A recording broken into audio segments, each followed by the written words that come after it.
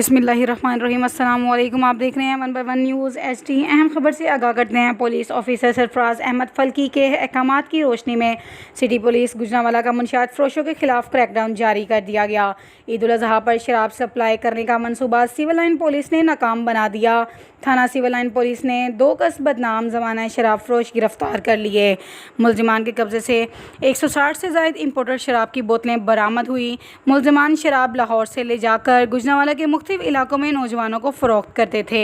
मुलजिमान को टेक्निकल तरीक़ेकार और पेशा महारत से गिरफ्तार कर लिया। CPO का कहना है कि मुनशियात फरोश मुआशी का नसूर है, इनके खिलाफ क्रैकडाउन जारी रहेगा। मज़ीद खबरों के लिए देखते रहिएगा हमारा अपना चैनल 1 बाय 1 न्यूज़ HD। ताज़ा तरीन अपलोड्स की नोटिफिकेशन हासिल करने के लिए हमारे चैनल को सब्सक्राइब करें और साथ में दिए गए घंटी के निशान को दबाना ना भूलें।